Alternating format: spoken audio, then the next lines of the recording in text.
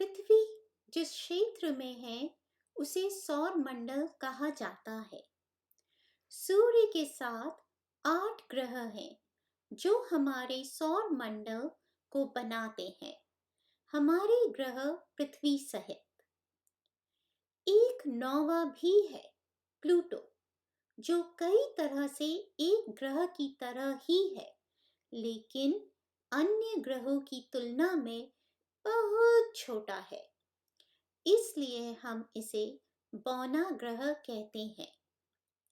ये सभी ग्रह सूर्य के चारों ओर परिक्रमा करते हैं, लेकिन उनमें से प्रत्येक अपने स्वयं के अलग गुणों के साथ अद्वितीय है।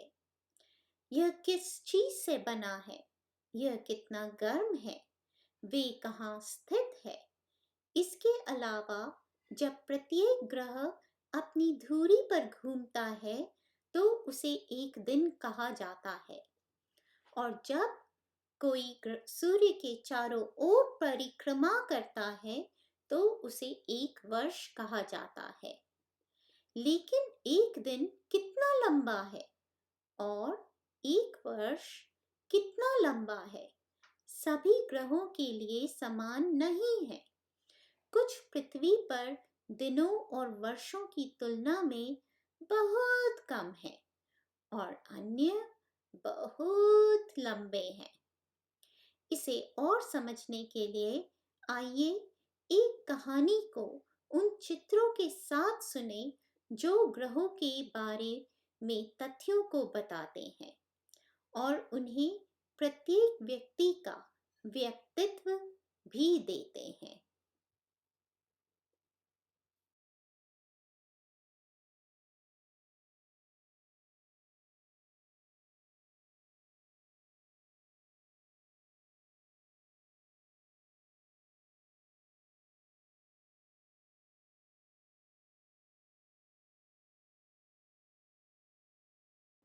एक बार एक ज्वलंत व्यक्ति था जो प्रकाश और अग्नि की किरणों को उगलता था।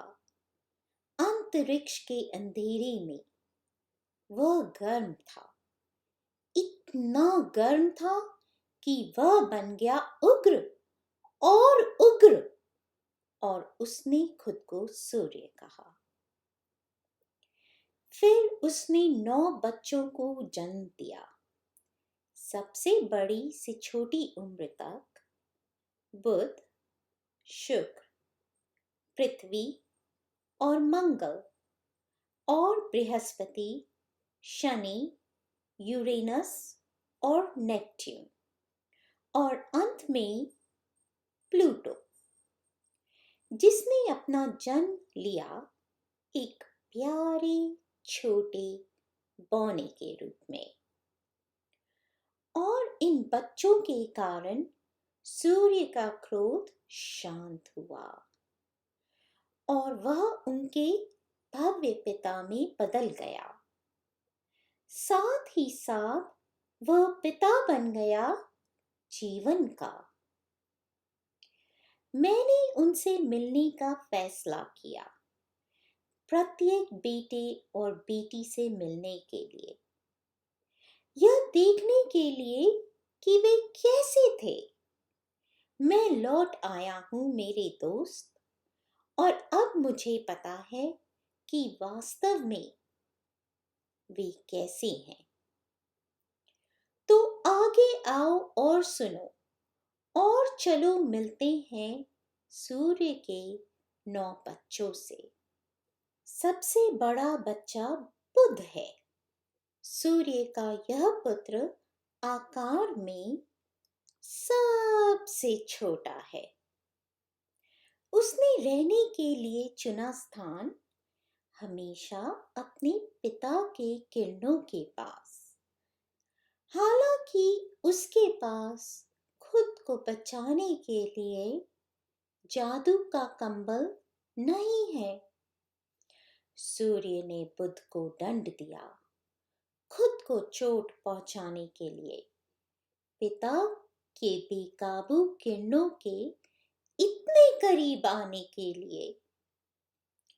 सूर्य अपनी सारी गर्मी बुध पर छोड़ देता है ताकि बुध को गर्मी झेलनी पड़े दिन के दौरान।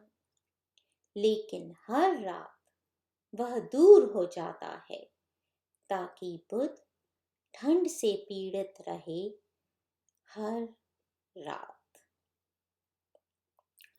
जब मैं उससे मिलने गया तो मैंने देखा वह मटमैला रंग का था, छोटे छोटे गड्ढों के निशान के साथ चिन्हित। हम उसे बदसूरत समझ सकते हैं, लेकिन अगर हम महान बुद्ध पर हंसते हैं तब हम खुद हंसी के पात्र हो जाते हैं। सभी 9 बच्चों के बीच बुद्ध में सुंदरता, रचनात्मकता और सौंदर्य शास्त्र की भावना सबसे अधिक है। वह जानता है कैसे उसे एक सुंदर छवि बनानी है ताकि सभी को यह आकर्षक लगे।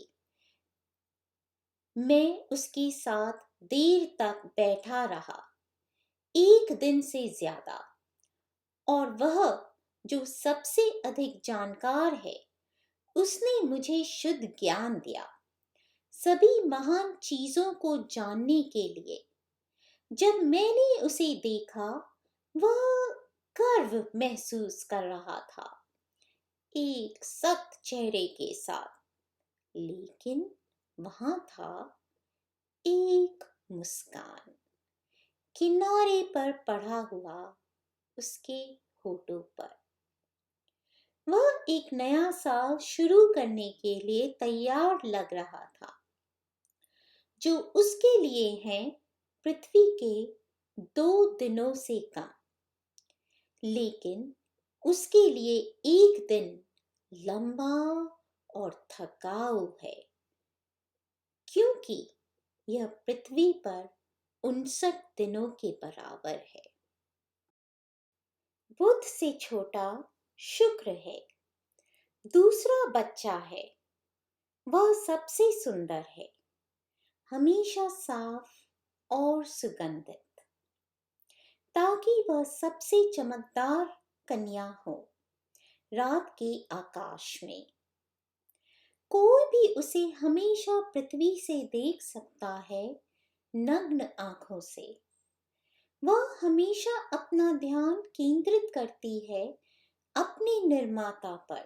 हर बार उसके बड़े भाई बुध के विपरीत उसके पास परिवार में सबसे मोटा जादू कंबल है। उसे इतनी अच्छी तरह से बचाता है कि आज तक वह युवा है, अनुरागशील है और दयालु है। जब मैं उससे मिलने गया तो वह मैत्रीपूर्ण और दयालु थी। वह प्यारी है, एक उज्जवल पीले नारंगी वातावरण के साथ। हालांकि भ्रामक आवरण के नीचे उसकी जमीन बंजर है। वह परिवार में सबसे गर्म बच्ची है। उसकी अम्ल वर्षा उसे ताजा करने के बजाय सभी जीवित चीजों को जला देती है। उसकी जमीन रहने लायक नहीं है। हालांकि जब मैंने एक दिन बिताया था शुक्र के साथ, वह दोस्ताना, शांत और आश्वस्त लग रही थी। मुझे सूर्य के इस बच्चे के साथ सुरक्षित होने का एक अजीब सा एहसास था। उसकी त्वचा सुनहरी है और हालांकि उसके पास सल्फर की गंध है, सल्फर जीतने में मदद करेगा सभी बुरे दुश्मनों से। वह जितना हम सोचते हैं उससे अधिक मेहनत करती है, क्योंकि उसके लिए एक दिन एक पूरे वर्ष से अधिक समय तक रहता है। इसका कारण है उसे पूरी तरह से अपनी धुरी पर घूमने में अधिक समय लगता है अपने महान पिता की परिक्रमा की तुलना में। तीसरे परिवार का सदस्य पृथ्वी सूर्य का एकमात्र शिशु है जिसके बच्चे हैं 7 अरब से अधिक। हम सब यहाँ हैं उसके बच्चे। हम जी रहे हैं और पढ़ रहे हैं और लिख रहे हैं इस जीवनदायी भूमि पर। जब मैं खुद पृथ्वी से मिला, सिर्फ उसकी जमीन पर रहकर नहीं, मुझे लगा जैसे मैं अपनी एक प्यारी माँ के आलिंगन में हूँ।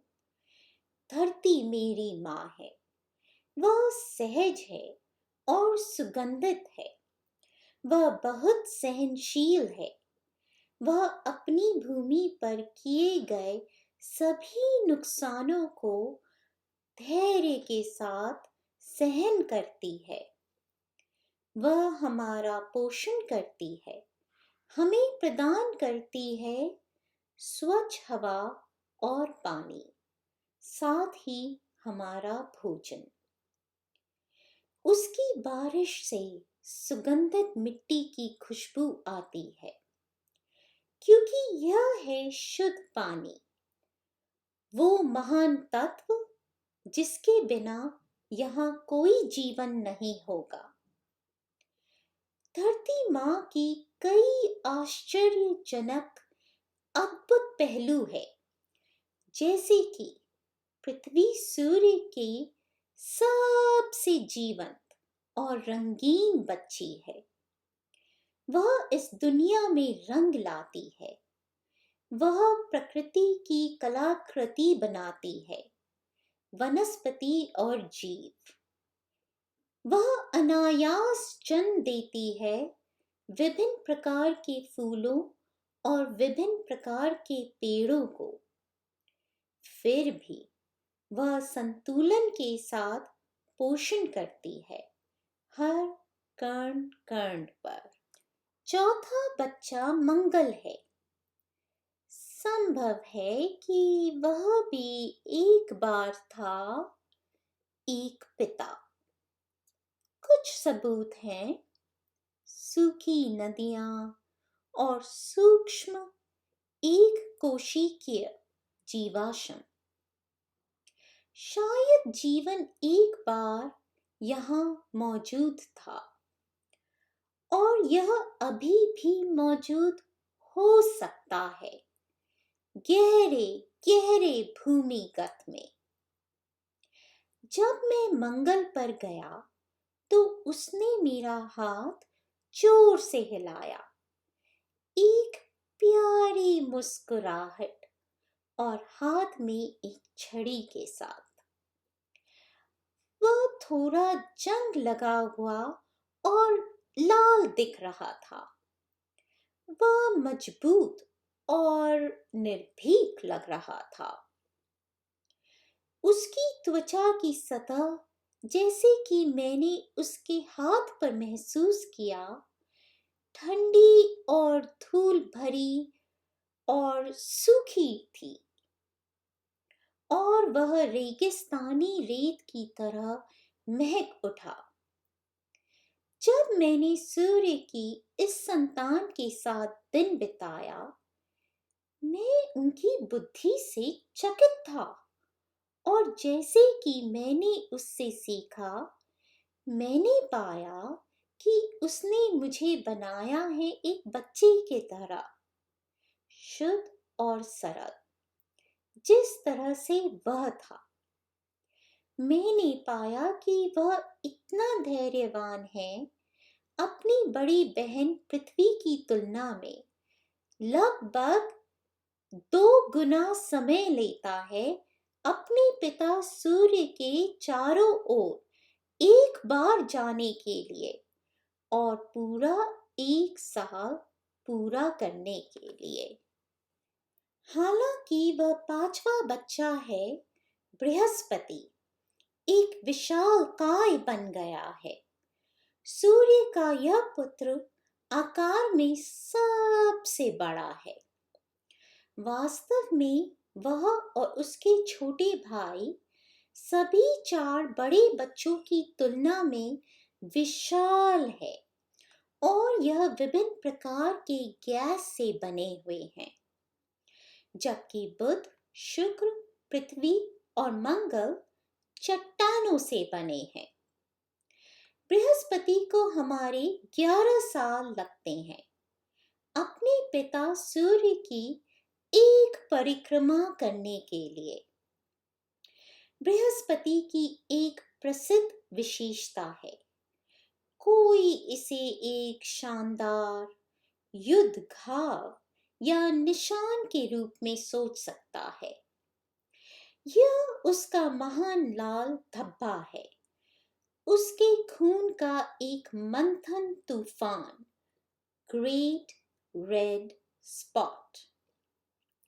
यह उन चीजों में से एक है जिस पर उसे सबसे अधिक गर्व है। जब मैं बृहस्पति से मिला तो वह बहुत उदार था। वह चाय और हलवा साझा करने के लिए बाहर आया और उसने अपने लिए सिर्फ थोड़ा लिया। मैंने भी बहुत कम लिया क्योंकि मुझे लालच महसूस नहीं हुई। लालच जो आम तौर पर मुझे प्रभावित करती है। यह उसका प्रभाव था मुझ पर कि उसके गुण मुझ में आए। वह शांत और निर्मल था और वह बहुत वृद्ध दीर्घकाय नहीं था। वह निश्चित रूप से विशाल दिखता था और उल्लेखनीय ताकत थी जो मैंने नहीं देखी थी 4 बड़े ग्रहों में। उसकी त्वचा झुर्रीदार नहीं बल्कि खुरदरी थी और वह धूल भरी हवा की तरह महकता था। 6ठा बच्चा शनि आकार में केवल बृहस्पति से छोटा है। हालांकि उसकी सबसे प्रमुख विशेषता है खूबसूरत रंगीन घेरा उसकी चारों ओर। वे परिक्रमा में कण कण से बने होते हैं उसकी चारों ओर। वे सभी उसके दोस्तों की तरह है, उसके साथ हर समय। वह कभी अकेला यात्रा नहीं करता है, उस अपने सामूहिक के साथ ही यात्रा करता है और वे आकार में भिन्न होते हैं। कुछ धूल के छींटे जितने छोटे होते हैं और कुछ बड़े बर्फीले महाशिला जितने बड़े होते हैं। क्योंकि वह हमेशा अपने दोस्तों के साथ रहता है, शनि को हमारे लगभग 30 वर्ष लगते हैं अपने पिता सूर्य की परिक्रमा करने के लिए। जब मैं इस साथी से मिला तो वह लग रहा था एक दिव्य दूत की तरह, बर्फ और धूल के अपने दिव्य घेरे के साथ उसकी चारों ओर घूमते हुए। वह सुनहरा और चमक रहा था और वह मधुर था, मनोहर शरीर के साथ, और दिव्य सुगंधमय अमृत उससे बह रहा था। यूरेनस 7वां है। वह अपने पिता सूर्य से काफी दूर रहता है। उसका 1 साल पूरा करने के लिए हमारे 84 साल लगते हैं। अरबों साल पहले यूरेनस टकरा गया एक ग्रह के आकार की वस्तु के साथ। कोई नहीं जानता कि वह क्या था। दुर्भाग्य से वह अभी भी अपनी धुरी के बजाय अपनी पहलू पर घूमता है। जब मैं यूरेनस से मिला तो मैं सोच रहा था संवेदना के शब्द प्रस्तुत करने के लिए, उसकी दुर्घटना के लिए। हालांकि जब वह मेरे पास आया तो वह काफी शांत था, उदास बिल्कुल नहीं। वह था एक मध्यम आयु वर्ग का व्यक्ति। उसकी हवादार त्वचा का रंग नीला हरा था, क्योंकि उसके अंदर बड़ी मात्रा में मीथेन गैस है।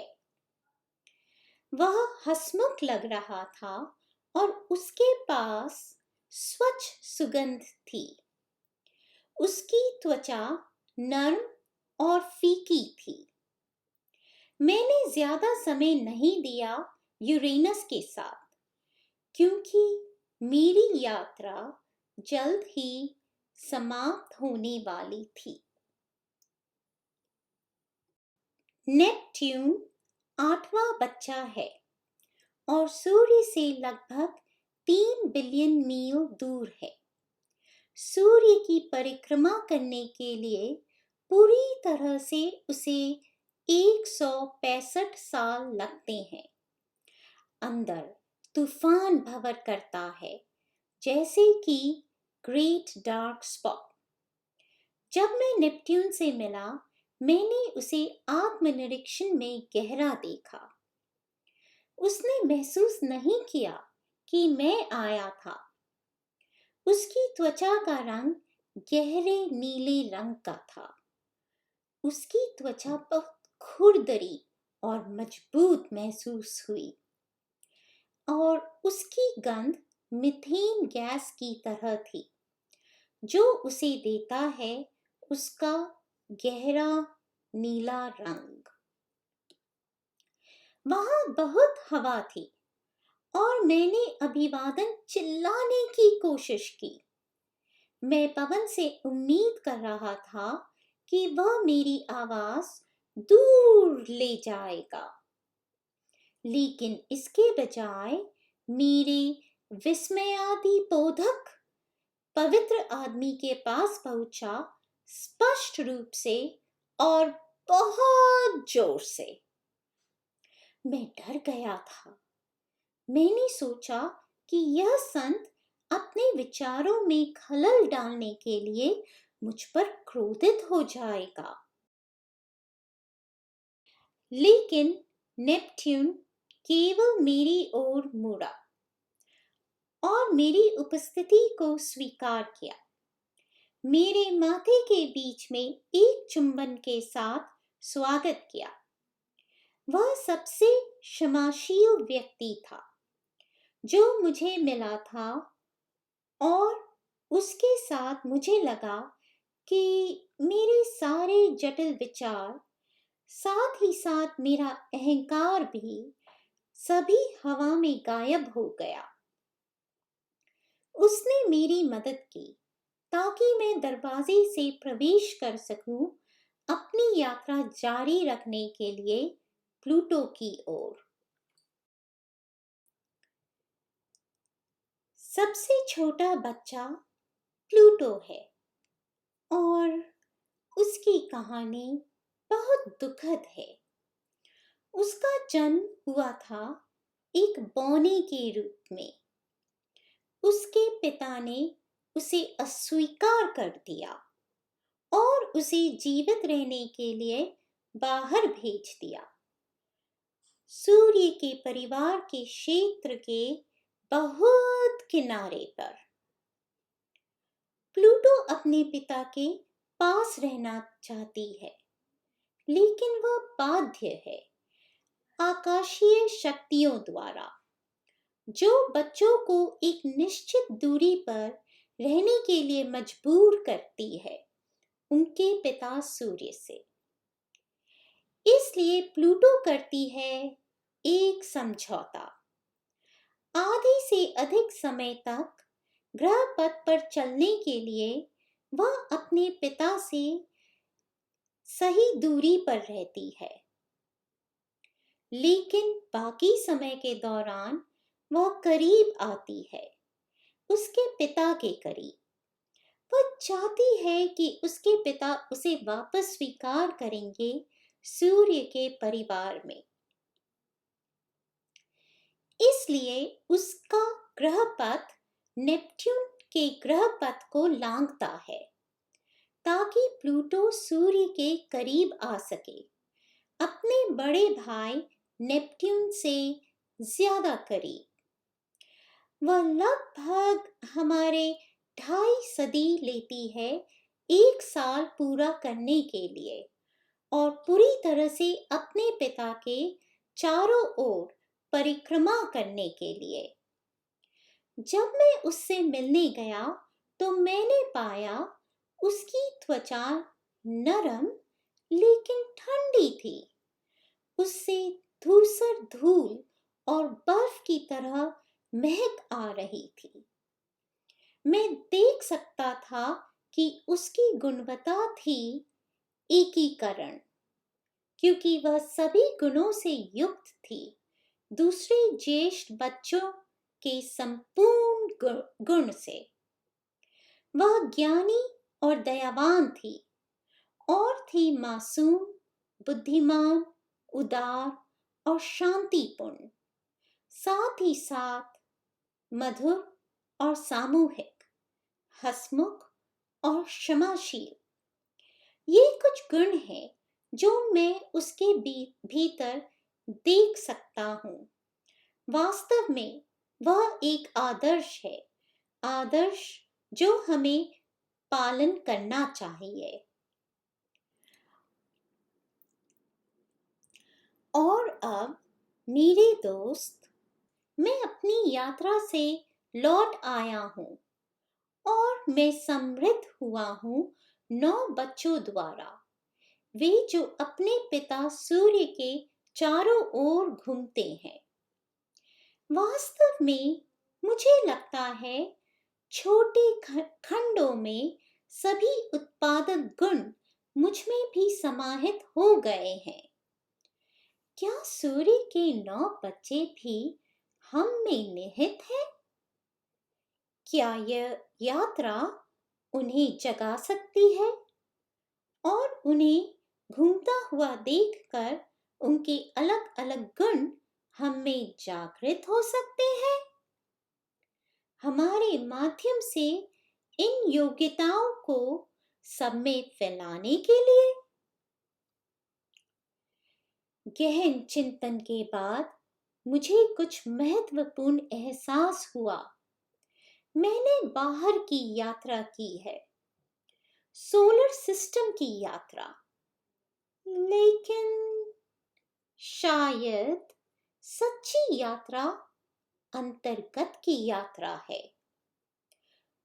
कुछ दुनिया भर में यात्रा करते हैं, कुछ लोग कुछ अज्ञात के लिए खोज। मैंने अंतरिक्ष की यात्रा की, और मुझे केवल अब एहसास हुआ है, जो भी मानवता चाहता है वह बाहर नहीं है। यह कहीं भी नहीं पाया जा सकता है, केवल हम में से हर एक के अंदर। हम सभी के पास वह चिंगारी है, हमारे अंदर प्रेरणा का। हमें स्पष्ट रूप से चिंगारी को प्रोत्साहित करना चाहिए, ताकि वह एक मजबूत लौ में विकसित हो, ताकि हम प्रेरित हो खुद के अंदर जाने के लिए, आत्मनिरीक्षण और ध्यान करने के लिए, हमारे भीतर सूर्य के बच्चों को जगाने के लिए, और धीरे धीरे कोमलता से हमारे भीतर उनके प्रतिबिंब उद्घाटित करने के लिए, ताकि हम उनके गुणों को आत्मसात कर सकें, और सभी गुजरने वाले लोग कहेंगे, यह वही है जो वास्तव में स्वयं को जानता है।